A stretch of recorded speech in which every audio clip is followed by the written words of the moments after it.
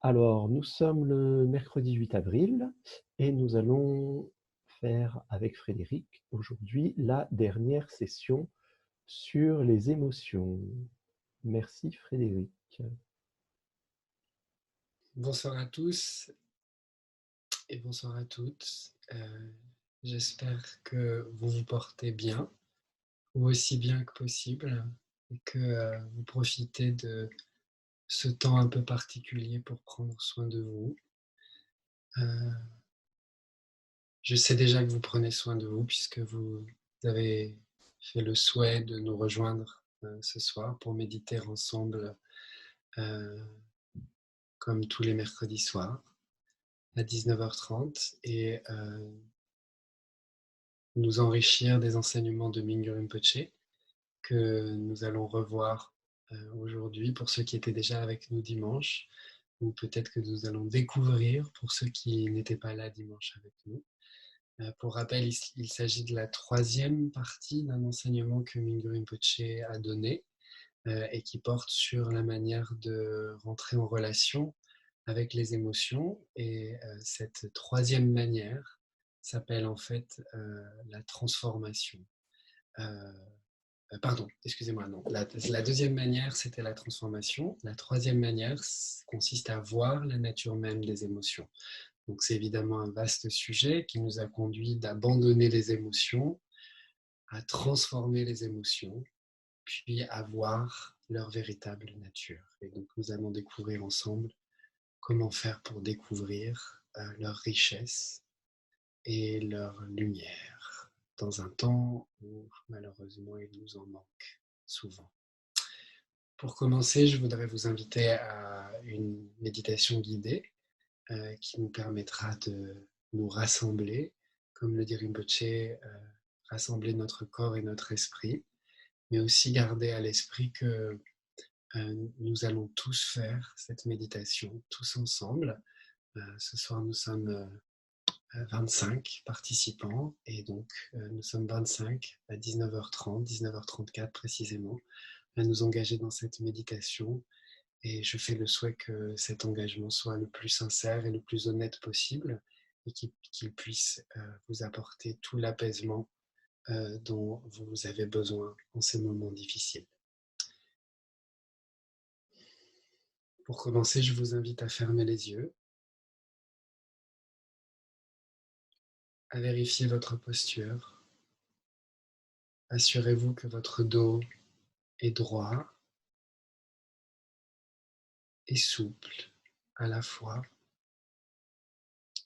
et que les muscles de votre corps sont détendus.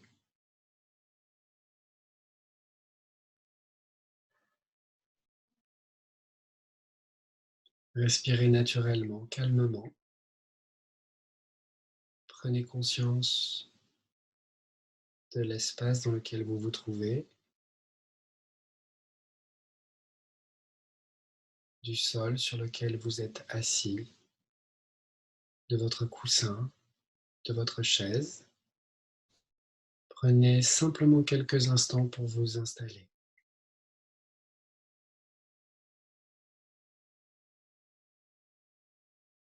Et vous assurer que vous êtes aussi confortable que possible.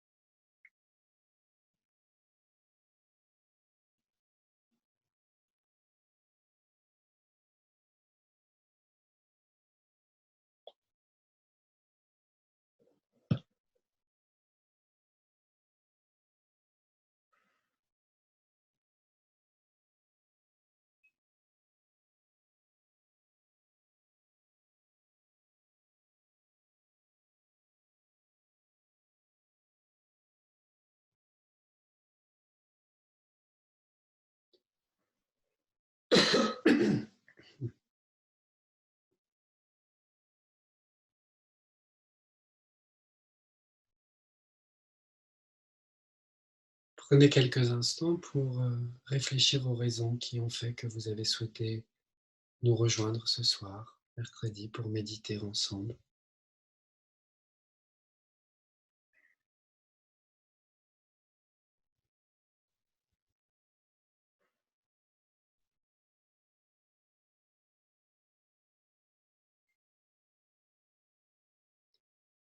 quelles que soient les angoisses que nous connaissons aujourd'hui, quelles que soient les peurs, quelles que soient les colères, quelles que soient les tristesses qui nous traversent, prenons conscience que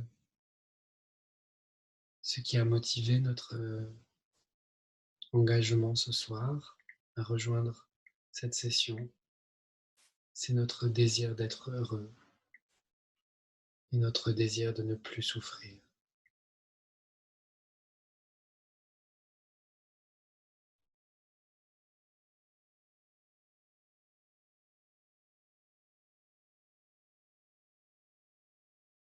Et que ce désir est l'expression de notre amour, de notre compassion envers nous-mêmes.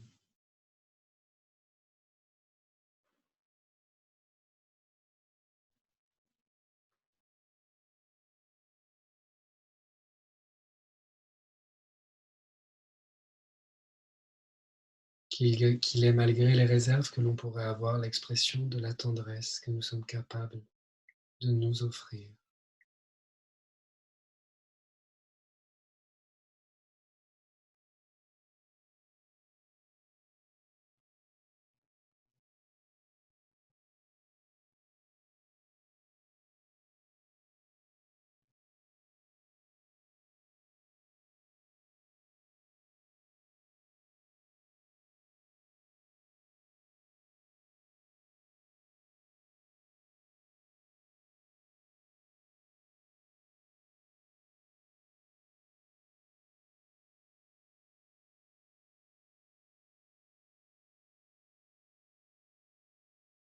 Prenez quelques instants pour reconnaître que nous tous qui sommes réunis ce soir, nous partageons tous ce désir.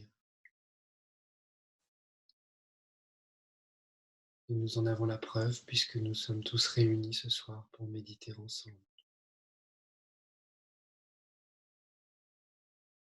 Et qu'au-delà, tous les êtres aussi partagent ce désir.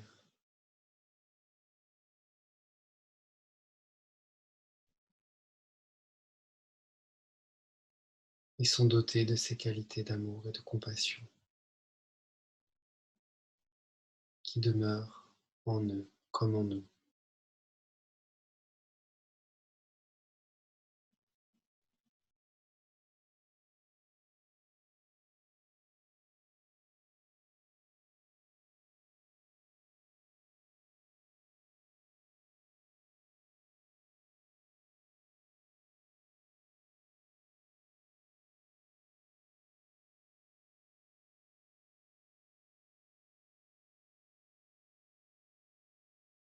Et qu'à cette compassion et à cet amour,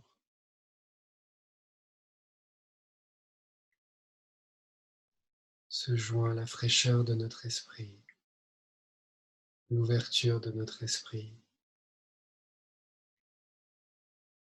dans laquelle nous pouvons demeurer calmes et tranquilles.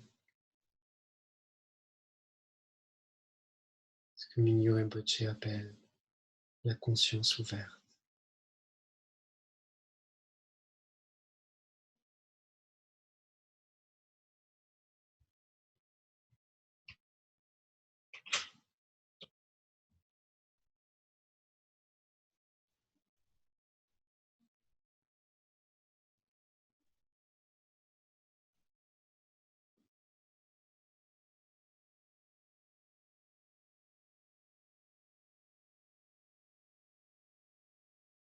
Il n'y a pas à méditer, soyez simplement là, présent à ce qui se manifeste.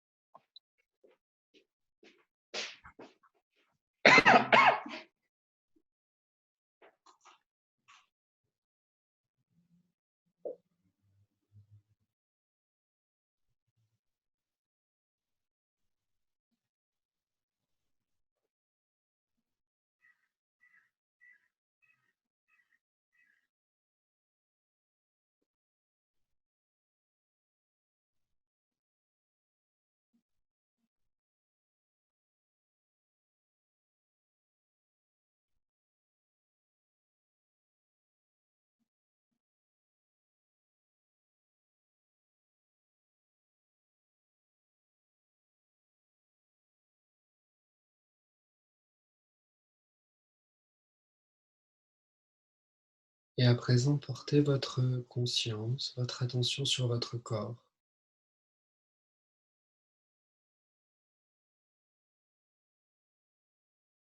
Et observez, constatez comment votre corps se sent.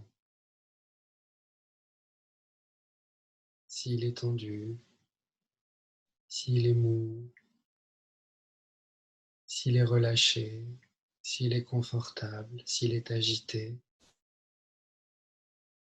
Quoi que vous trouviez, observez cela dans votre corps.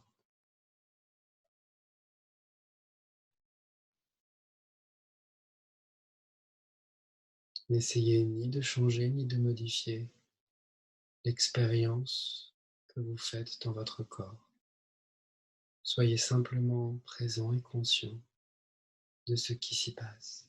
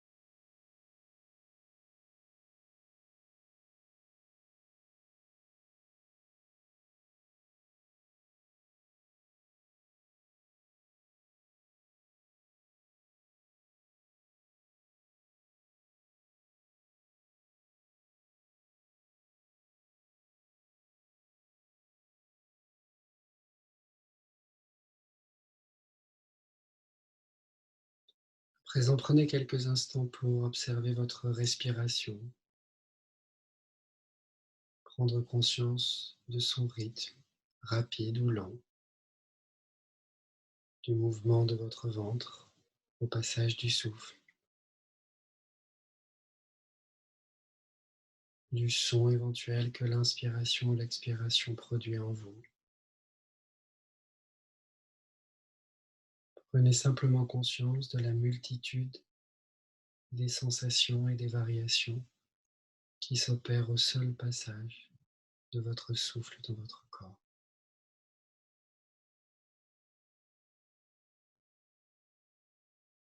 Encore une fois, n'essayez pas de changer quoi que ce soit, ni de manipuler quoi que ce soit, ni de contrôler quoi que ce soit. Observez simplement les sensations qui se manifestent.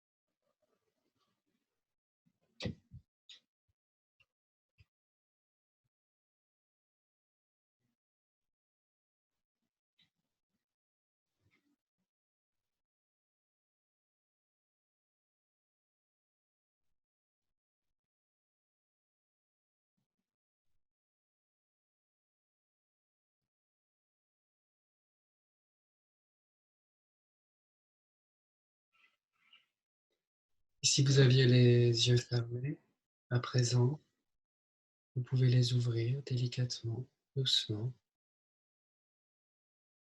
et observer la richesse et la multiplicité de tous les phénomènes visuels que que soudainement, simplement grâce à l'ouverture de vos yeux, vous avez la chance de pouvoir observer.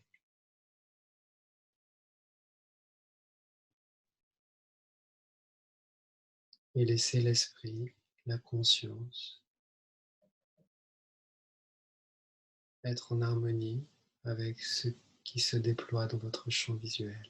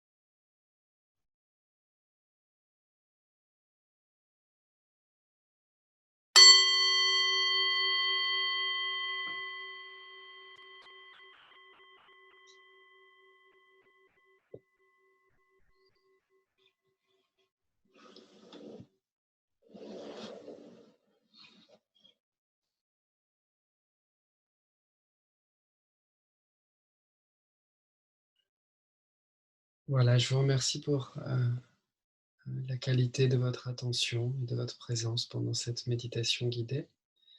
Et comme maintenant j'ai pris l'habitude de le faire, je voudrais laisser un espace pour ceux ou celles qui souhaiteraient poser des questions suite à cette méditation guidée, euh, pour pouvoir les aider à mieux pratiquer si il ou elle le souhaitent. Voilà, je voudrais juste laisser quelques instants avant d'aborder la nouvelle vidéo de Mingyur Rinpoche pour répondre aux questions que certains d'entre vous auraient.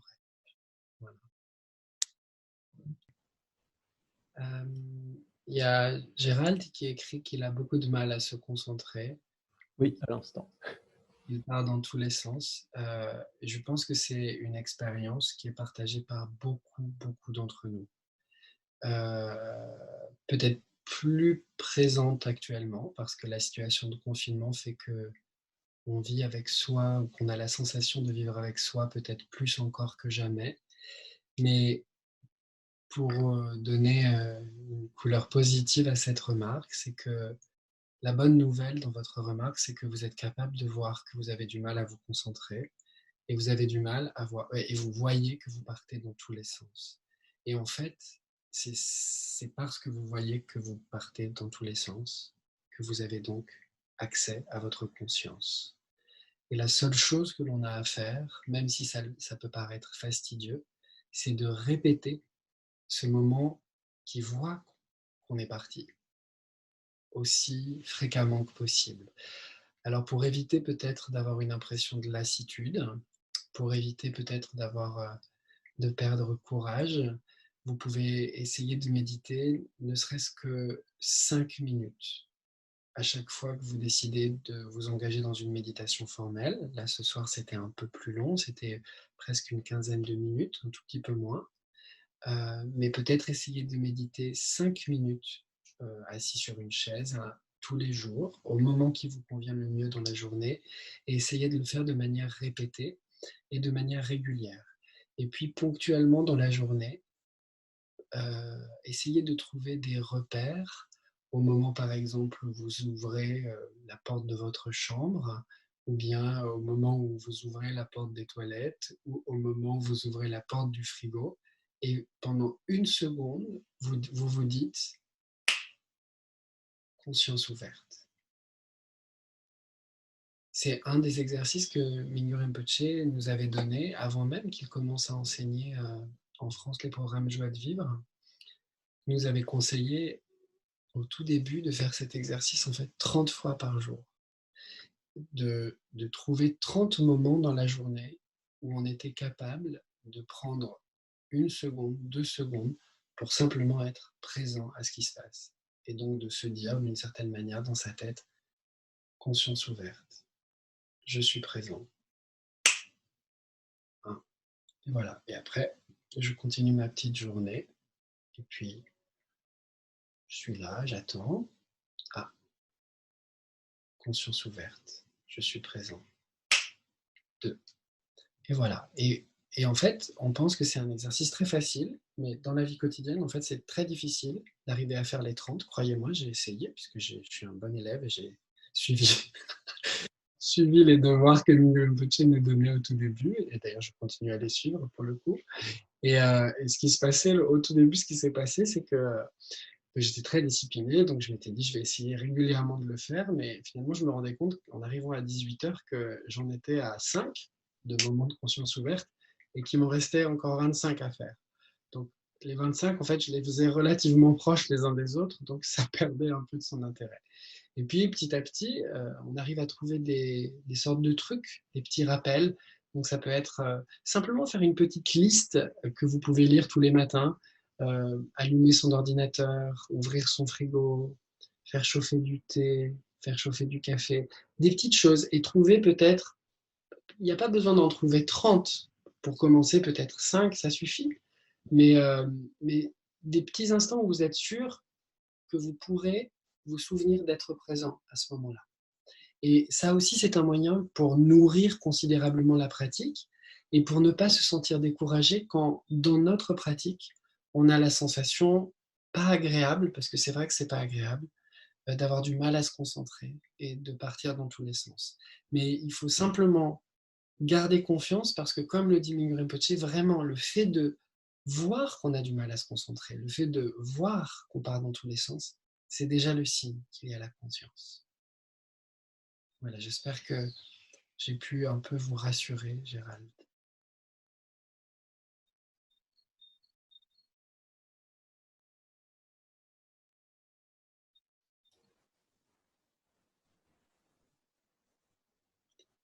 Et je crois que face à la concentration et au fait de partir dans tous les sens, je crois pas me tromper en disant qu'on est tous égaux. Et que on peut le pratiquer depuis très très longtemps, comme pratiquer depuis 10 minutes. À un moment ou à un autre, on fait cette expérience, quelle que soit notre habitude de pratique, quels que soient nos engagements de pratique.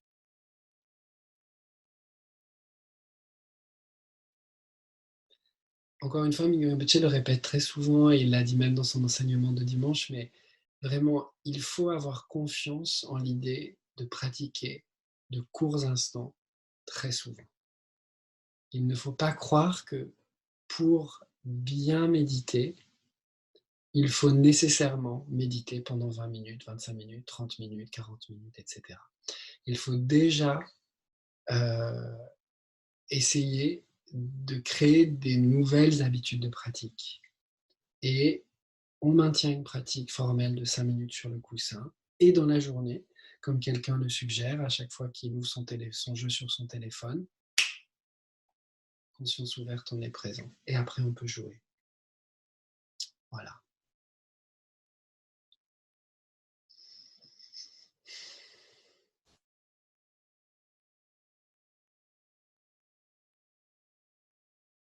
Ok. Donc, on va découvrir ce troisième enseignement qui est un enseignement extrêmement précieux et profond et riche. Et en même temps, c'est extraordinaire parce que Mingyur Rinpoche nous donne accès à la richesse des enseignements qui pourraient paraître les plus secrets, puisqu'il s'agit très très simplement et très naturellement de pratiques qu'on appelle parfois les pratiques de la nature de l'esprit, qui consistent à voir la nature même des émotions, ou qu'on appelle aussi parfois la pratique de la vacuité. Donc, vous allez écouter Rinpoche. Je vous demande de l'écouter, comme je le dis souvent, comme un jeune enfant qui rentrerait pour la première fois dans un musée et qui n'aurait jamais vu d'œuvre d'art et qui découvrirait tout ça sans aucune référence, sans savoir ce qu'est l'art, sans savoir ce qu'est la peinture, sans savoir quel est tel mouvement du 19e siècle, du 16e siècle, du 17e siècle. Essayez d'écouter avec la plus grande attention les paroles de Mingyur Rinpoche, et n'essayez pas de lui faire dire ce que vous pensez qu'il dit. Voilà.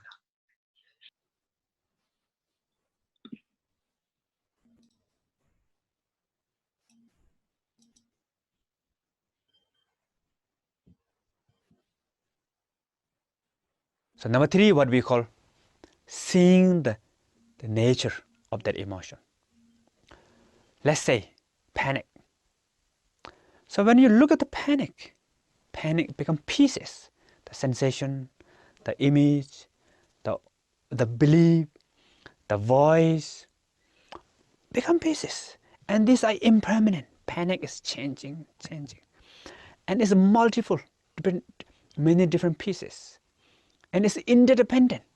Your panic has caused, conditioned so many, the physical body, all this together. So when you look at more into that, you will find those things. And if you more look at it deep enough, in the end, panic lost meaning. Hatred lost meaning. What we call emptiness. So your mind completely beyond the concept.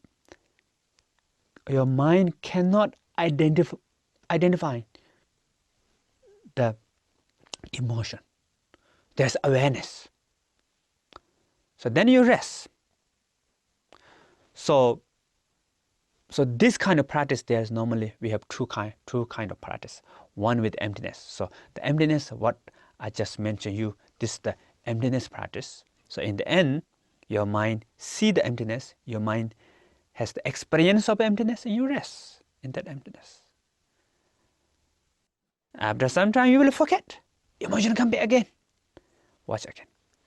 And the second one is normally what we call nature of mind practice. So if you receive nature mind teaching, if you recognize nature mind, then you don't have to even watch the emotion. The emotion, nature of emotion is wisdom. Nature of emotion is pure awareness. And you rest in that pure awareness, then the emotion lost power. So that's what we call self-transformation, or sometimes what we call self-liberation. Yeah. Thank you.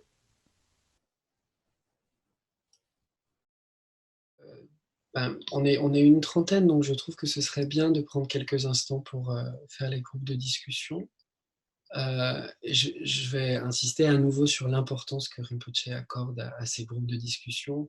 Si vous vous sentez timide, vous pouvez cacher votre caméra et simplement laisser votre micro ouvert. Mais Rinpoche vraiment nous encourage à partager notre expérience et essayer nos réflexions, notre compréhension, en particulier pour un enseignement comme celui-ci, où au fond finalement, pour ceux qui ont pratiqué depuis très longtemps, ceux-là sont invités à essayer de trouver la plus grande simplicité et avoir la plus grande honnêteté dans leur pratique. Et ceux qui découvrent simplement ces notions et ces concepts, essayer avec leurs propres mots de définir ce dont parle Mingyur Rinpoche. Donc je vous encourage vraiment à le faire, à accepter de rejoindre ces groupes de discussion. Moi-même, je participe à un groupe de discussion, je joue le jeu comme tout le monde, parce qu'il n'y a pas de raison.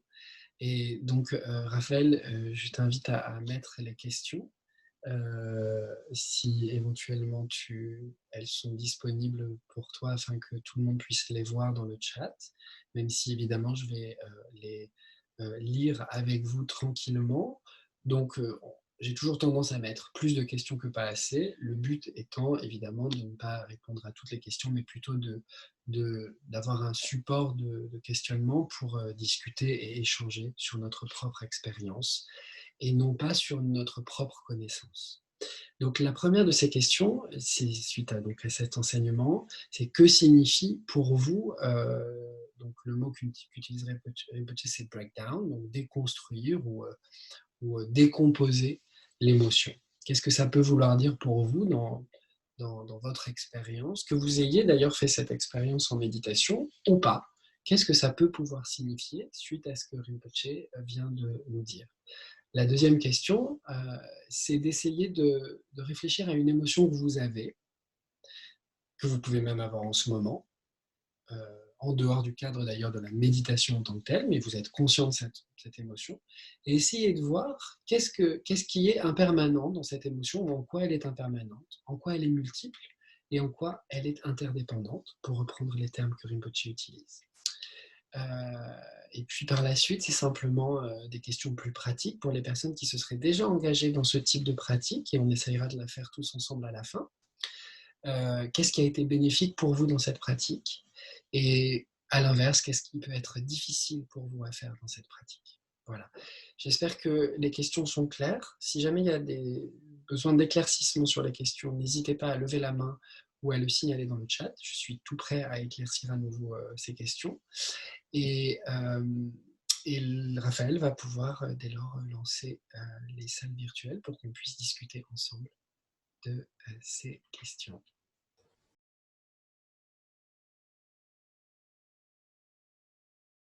Oui, Frédéric, en fait, on s'est interrogé donc avec les gens de mon groupe sur déconstruire les émotions. Donc finalement, on est tous arrivés, nous, à dire que bon, il y avait quelque chose. Donc bien sûr, ça provoquait une gêne psychique et aussi une gêne physique. Finalement, on a déconstruit en deux parties.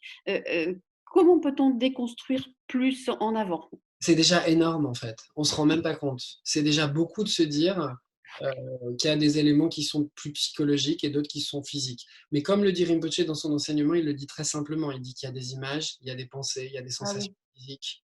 Ça peut être absolument tout. Absolument tout. C'est vraiment extrêmement important, et du coup j'en profite pour faire un lien avec justement la question de Raphaël qui est plus générale et qui est vraiment extrêmement importante, c'est sûr, hein, mais je voulais simplement d'abord revenir sur des questions qui étaient plus spécifiquement posées dans le chat au départ.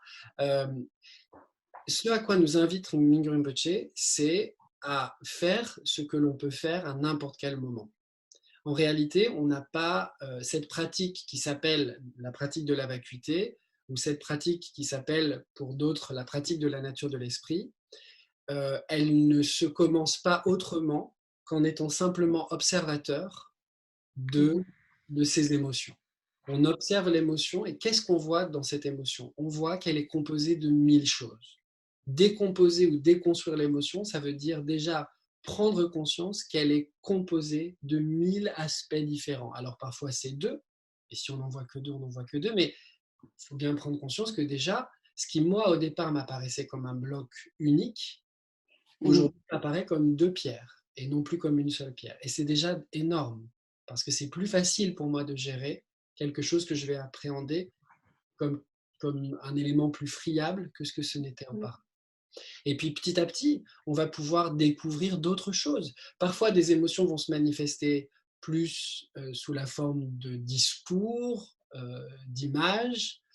Parfois, des émotions vont se manifester plus sous la forme de sensations physiques. Peu importe, même si c'est des sensations physiques, essayons simplement d'observer la multiplicité de ces sensations physiques.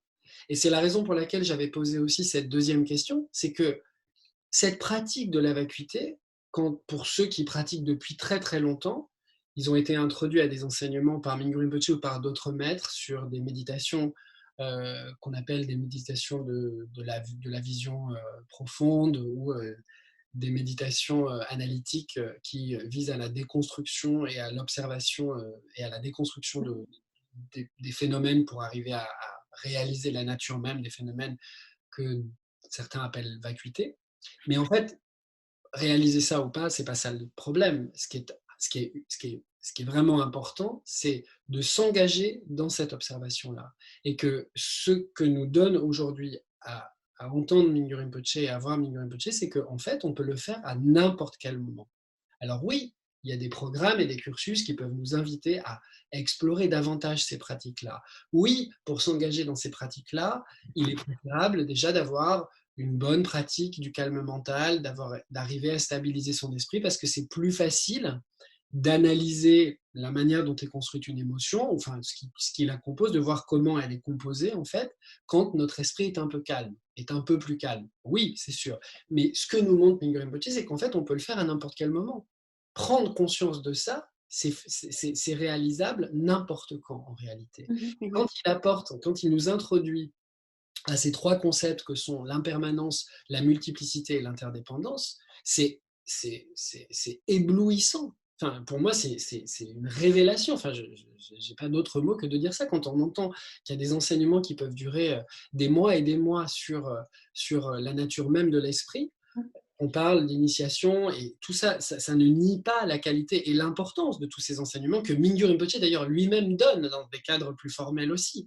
Mais là, dans ces sessions en ligne, on a eu l'intention de les mettre en place parce que ces enseignements sont accessibles sur YouTube, sur la chaîne YouTube de Tergar. Tout le monde peut y avoir accès. Et en fait, si on écoute bien, qu'on soit néophyte ou pas, on peut accéder à une compréhension du monde de plus en plus fine qui va nous permettre de mieux vivre. Alors, le chaos va pas être moins grand, mais la manière dont je vais le vivre, ça va être avec un peu plus de paix et un peu plus de calme et un peu plus d'espace. Et donc ces concepts-là, le fait que l'émotion est impermanente, en fait, c'est une évidence. Elle change tout le temps. L'émotion que j'ai, mon émotion, elle change. Parfois, je vais la sentir ici. Alors, si c'est pas sur le moment, c'est pas très grave, mais peut-être que prendre conscience le soir avant de s'endormir que, tiens, j'ai été triste ce matin et aujourd'hui, je suis plus triste. Se rappeler simplement que c'est la preuve que mon émotion, elle est impermanente. Et elle n'est pas impermanente dans le sens où elle disparaît, elle est impermanente dans le sens où elle change et qu'elle pourra donc réapparaître. C'est finalement c'est cette observation-là. Et ce qu'il faut, moi, ce que je trouve très éclairant, et ça fait suite aux enseignements de Mingyur Rinpoche de dimanche, mais rappelez-vous ce qu'il a dit. Il a dit, au départ, son père lui disait, accueille l'émotion, accueille la panique. Et Rinpoche dit, bon, j'accueillais la panique, mais en fait, j'avais pas du tout envie de l'accueillir vraiment. Je l'accueillais, je disais, je t'accueille panique, mais pars le plus vite, le plus loin de moi, ça sera aussi mieux comme ça. Et il nous dit, Mingyur Rinpoche, que même ça, c'est utile. Donc, peu importe que ce soit peut-être que intellectuel à un moment donné, mais se dire, prendre conscience, accepter avec la plus grande honnêteté, ah, ce matin j'ai été triste et aujourd'hui je me sens moins triste. Ça, c'est le signe de l'impermanence de l'émotion. Ah, ce matin j'étais en colère, ce soir je me sens un peu moins en colère. Ça, c'est le signe de l'impermanence de l'émotion. Quand j'étais triste ce matin, j'ai pleuré. Et aujourd'hui, je suis triste et j'ai pas pleuré. Ça, c'est le signe de la multiplicité de l'émotion, parce que ma tristesse va s'exprimer avec des larmes, et à d'autres moments, elle va s'exprimer sans larmes. Donc, c'est le caractère multiple de cette émotion, et ainsi de suite. Et simplement, à la manière dont on construit des rappels, où on essaye simplement de demeurer dans la conscience ouverte, je reviens à l'une des questions qui a été posée, qui demandait d'éclairer ou d'éclaircir un peu ce que c'était que la conscience ouverte. La conscience ouverte, c'est simplement être présent à ce qui se passe. Notre conscience, c'est la richesse la plus précieuse qu'on possède. C'est cet espace dans lequel tout est absolument possible et qui n'est en fait en réalité jamais altéré. Parce que si j'essaye d'être un tout petit peu attentif, je sais qu'il y a quelque chose qui n'est pas emporté par la tristesse, mais ou par la colère, ou par la peur, mais qui peut demeurer présent à cette peur. Et ça renvoie à l'enseignement extrêmement précieux que Mingyur Rinpoche a donné ce dimanche sur justement la liberté, certains traduiraient par libération, mais en même temps, il utilisait le mot de liberté, liberté verticale et liberté horizontale. Il y aura une traduction, donc je vous invite évidemment à voir cet enseignement si vous ne l'avez pas déjà vu. Voilà. Raphaël, je ne sais pas si j'ai répondu à ta question. Non, c'est très bien. J'ai 2 personnes qui ont levé la main, mais j'ai une question dans le chat qui est là depuis quelques temps, qui est: pourriez-vous en dire un peu plus sur la notion de la conscience ouverte? Je crois que je viens d'y répondre. Voilà. Je laisse la personne qui a posé la question indiquer si elle a eu sa réponse et je vais donner la parole à Alexandre maintenant. Oui, alors en fait, une fois que j'ai ces 2 blocs ou ces 3 blocs, donc je sais pas, j'ai une peur, alors j'ai des images, j'ai une sensation physique et puis j'ai le sentiment, peut-être je sais où elle est dans, oui. Imaginons que j'arrive un peu à déconstruire. Qu'est-ce que je fais après avec ces blocs? Il s'agit simplement de les observer et si tu peux, enfin, si vous pouvez, vous essayez de voir si ces blocs-là, ils ne sont pas eux-mêmes friables encore, s'ils ne sont pas eux-mêmes décomposables. Ok. Voilà. Et l'idée, c'est pas d'aller à l'épuisement. Hein. On n'est pas là pour s'épuiser. Mais de la même manière qu'on intègre nos pratiques ou dans le cadre que Rinpoche nous enseigne, hein, on laisse l'esprit demeurer dans la conscience ouverte, on prend un support de méditation, on laisse l'esprit demeurer dans la conscience ouverte, essayer d'allouer un certain nombre de minutes à cette exploration-là. Et une fois que les minutes sont finies, hop, laisser l'esprit demeurer dans la conscience ouverte, lâcher on pourrait dire l'exploration, oui c'est ça, l'exploration, lâcher l'exploration et laisser l'esprit demeurer dans la conscience ouverte, rien d'autre. Et les bénéfices, je vais vous les dire, ce sont exactement les mêmes que le fait de méditer avec un support de méditation. Votre esprit devient de plus en plus malléable, votre esprit devient de plus en plus créatif et on vit avec le chaos du monde qui aujourd'hui est ce qu'il est, avec plus de détente, sans pour autant que ce chaos disparaisse. Mais on a plus de ressources, on est plus riche, on est plus créatif, on est plus inventif pour vivre avec ça. Ben, j'en profite pour... vous m'entendez encore? Ouais. Oui, non, j'en profite pour dire merci parce que depuis qu'on a commencé ces sessions et aussi Mingyur Rinpoche, enfin, j'ai vu les 2 enseignements, c'est je peux tout saisir comme, enfin saisir le mot est mal choisi, mais je peux tout utiliser comme support de méditation et ça, j'en avais pas conscience avant. Donc un grand merci pour tout ce que vous faites, Dergar et le C'est vraiment gentil et je pense que saisir, c'est pas grave, le mot est choisi. Si c'est je pense qu'il faut accepter, oui, on peut tout saisir. On peut tout saisir de la même manière qu'on saisit sans avoir conscience. Mais si on saisit avec conscience, alors tout va bien pour la saisie. Okay. Merci. Alors, j'avais quelqu'un qui a levé la main, mais elle est baissée. J'ai Marivonne qui lève la main dans sa petite fenêtre. Elle a de la chance que je la vois. C'est mieux de cliquer parce que je vois pas tout le monde. Mais avant, Marivonne, il y a 2 personnes qui ont tous les 2 parlé des émotions agréables et des émotions positives. Peut-on déconstruire une émotion comme la joie ou la sérénité? Et ensuite, je donnerai la parole à Marivonne. Eh bien oui, si vous voulez déconstruire des émotions comme la joie et la sérénité, welcome. Moi, à titre personnel, ce n'est pas celle qui m'intéresse le plus à déconstruire. Mais si ça vous enchante, alors n'hésitez pas. Ce qui peut être intéressant, là je le dis un peu en plaisantant, mais ce qui peut être intéressant, c'est déconstruire des émotions qui sont un peu aliénantes, c'est-à-dire des émotions de joie qui sont un peu extrêmes et qui font qu'on est un peu pas hystérique, parce que le mot n'est pas du tout adapté là, mais voilà, et ça peut être intéressant, cette forme d'excitation, ça peut être intéressant de déconstruire cette excitation, de voir à quel moment on est capable de prendre un peu d'espace vis-à-vis de cette excitation qui parfois nous empêche de vivre pleinement d'ailleurs des choses à célébrer. Quant à la sérénité, je crois qu'il n'y a rien à décomposer. Quand on est serein, c'est que l'espace est ouvert. Voilà. Alors, Marivonne, c'est bon, tu peux y aller. Oui, Mingyur Rinpoche donne, dans le premier exercice, concernant la pratique de la vacuité. Et le deuxième, je n'ai pas trop saisi, autotransformation ou auto-libération. Est-ce que tu peux en dire plus, Frédéric, s'il te plaît? Ok.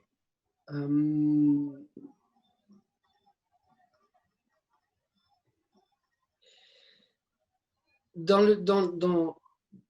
l'enseignement sur l'auto-libération, c'est que à partir du moment où on observe l'émotion et qu'on est capable de réaliser que la nature même de l'émotion est conscience, est luminosité, est clarté, alors l'émotion se libère d'elle-même d'une certaine manière.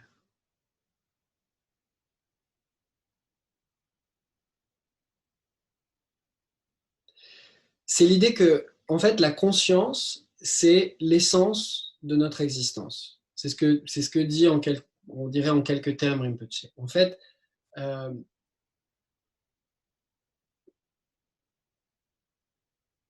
mais simplement, on ne le reconnaît pas. Et à partir du moment où on va être capable de prendre l'émotion comme moyen de reconnaître que la nature de toute chose, que la nature de tout phénomène, que notre propre nature est conscience ouverte, et pure conscience même, on pourrait dire, alors l'émotion se libère d'elle-même.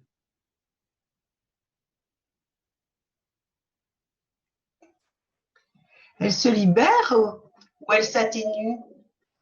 Elle se libère d'elle-même. D'accord. Mais enfin, il faut bien comprendre ce que ça veut dire. Ça ne veut pas dire que l'émotion disparaît et n'existe plus. Ça veut dire qu'on est capable de demeurer pleinement conscient et qu'on voit la nature même de l'émotion pour ce qu'elle est.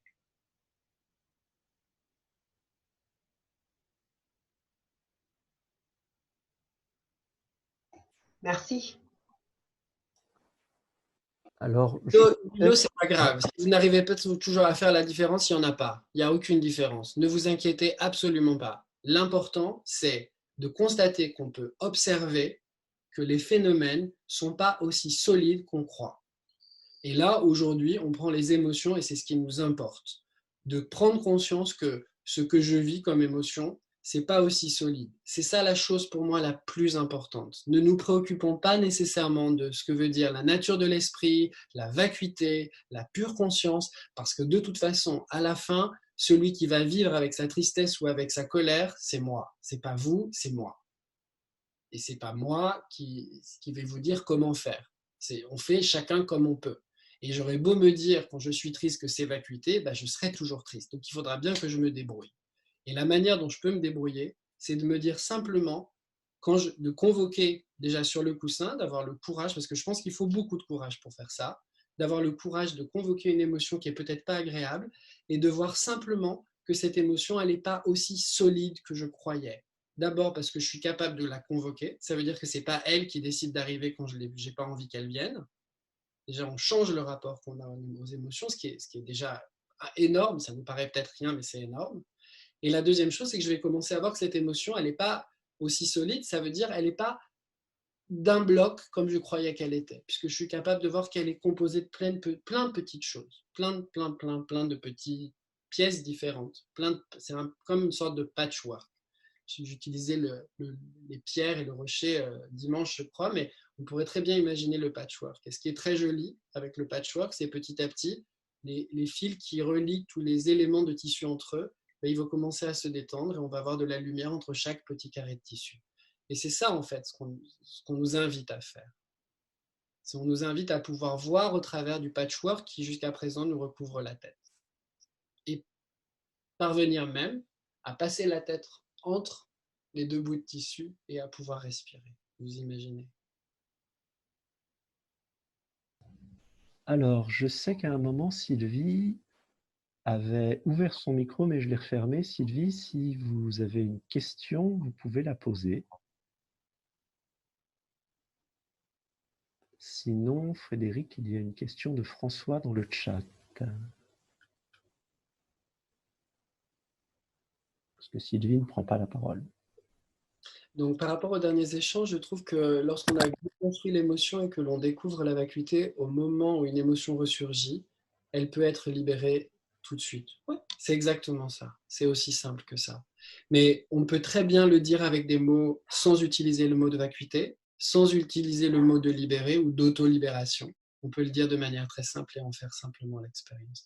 Le petit espace qui nous permet de nous dire dans notre tristesse, de nous dire que de me dire que malgré ma tristesse, je suis capable de me réjouir que le ciel soit bleu, c'est la preuve que ma tristesse n'est pas aussi solide.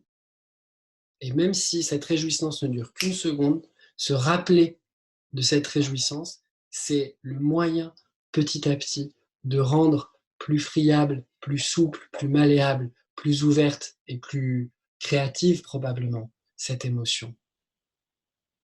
Voilà. Alors, Il il est y a... déjà, ouais, il est Oui. déjà 20h. J'ai vu l'heure, mais juste une petite chose, parce qu'il y a quelqu'un, Annie, qui demande quand cette émotion fait toujours mal, malgré toutes ces étapes, ou est-ce que ça bloque? Ouais. En interrogation. Ok. En fait, il est évident que Rinpoche nous invite à faire cet exercice d'abord avec des émotions qui ne sont pas trop douloureuses pour entraîner notre esprit. Il faut d'abord se rappeler que tous ces enseignements qu'on reçoit, ils s'inscrivent en général dans un processus où d'abord on apprend à calmer son esprit, donc à poser son esprit sur un support de méditation sans analyser quoi que ce soit, simplement en étant observateur. Et là, c'est vrai qu'on a vu depuis la première séance abandonner, puis transformer. Et là, on en est quand même dans une étape de voir la nature même de l'émotion. Donc, c'est quelque chose qui demande quand même d'avoir déjà une petite maîtrise dans le sens où on a besoin quand même de savoir calmer son esprit, de savoir aussi transformer éventuellement l'émotion pour pouvoir arriver à avoir sa véritable nature. Donc, le but, c'est de ne pas être trop ambitieux et de commencer tout petit, et parce que c'est en faisant petit à petit qu'on fait plus grand. Et de faire cet exercice d'abord avec des émotions qui sont moins bouleversantes. Et c'est cet exercice avec des émotions moins bouleversantes qui va générer en vous une forme de confiance et qui petit à petit va vous permettre d'appréhender, d'embrasser cette émotion plus douloureuse. Et je dirais qu'avec les émotions plus douloureuses, le conseil que je donnerais, c'est certainement pas de la déconstruire dans un premier temps, mais c'est déjà de voir si vous êtes capable de la convoquer comme support de méditation et de voir comment physiquement elle se manifeste. C'est tout. Et dès qu'il y a un discours qui est associé à cette émotion, essayez de voir physiquement où elle réapparaît. Et c'est un peu ça l'exercice. Hop, vous recommencez à penser à tout ce qui a généré cette émotion. Où est-ce qu'elle arrive? Est-ce que mon corps se met à bouger plus vivement? Est-ce que je respire plus fortement? Hop, je recommence à penser. Hop, je reviens à la respiration parce que ma respiration se fait haletante. Et hop, je laisse l'esprit demeurer dans la conscience ouverte, c'est-à-dire je reste là, simplement, naturellement. Je reste ouvert à tout ce qui se passe et je termine ma méditation. Voilà. Donc, il est déjà 20h45. On a un peu dépassé le temps. Je vais juste faire une petite méditation pour clore cette session parce que c'est toujours bien de terminer avec une petite méditation guidée si vous en avez le temps. Pour ceux qui n'auraient pas le temps, n'hésitez pas à nous quitter. Je ne vous en voudrais pas. Donc, on va prendre simplement quelques minutes pour fermer les yeux.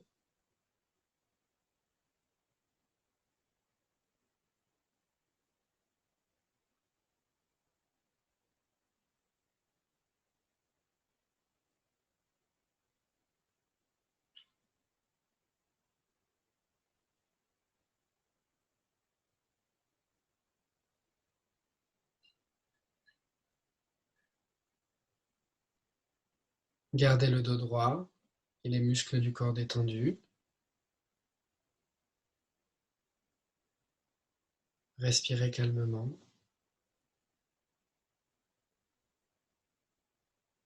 Essayez d'entrer en contact avec cette fraîcheur de l'esprit, cette ouverture de l'esprit, quelques instants.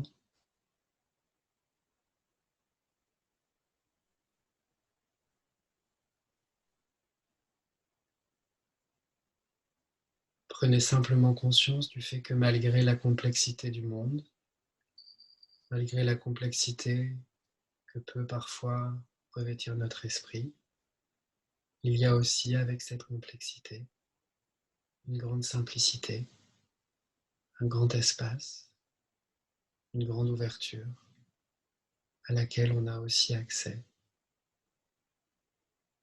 si on apprend petit à petit à prendre le temps.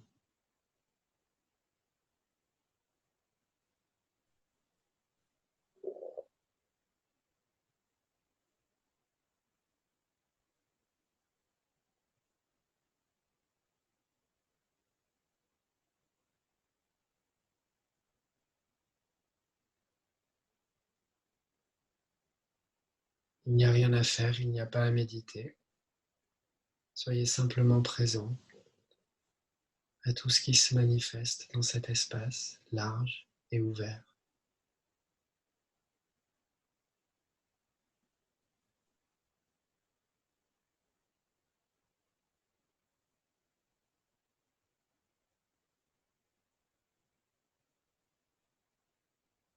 Et faisons ensemble le souhait intérieur que cette pratique puisse nous être à tous bénéfique d'une manière ou d'une autre, et que tous les êtres, quels qu'ils soient, puissent aussi, à leur manière, en tirer un bénéfice.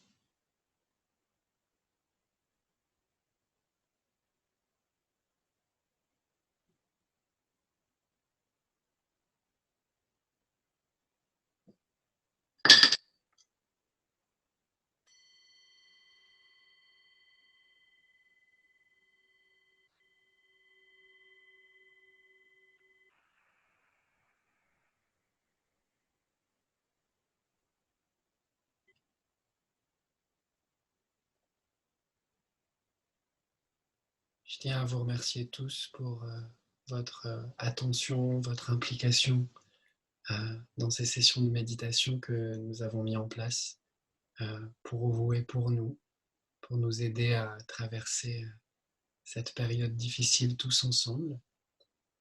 Rappelez-vous que vous n'êtes pas tout seul, que nous sommes tous là, que nous soyons présents ce soir à 19h30 jusqu'à 20h30, 21h ensemble, ou que l'on ne se voit pas par la magie de la technologie d'aujourd'hui. Nous sommes tous là engagés avec le même désir d'être heureux et de ne pas souffrir, et que le signe de ce désir-là, nous l'avons en nous. C'est notre amour pour nous-mêmes, notre amour pour le monde, notre compassion pour nous-mêmes, notre compassion pour le monde. Et le plus important, comme je le dis souvent, la tendresse que l'on est capable de se porter à soi et d'offrir à tous les êtres que nous pouvons croiser, à quelque moment que ce soit.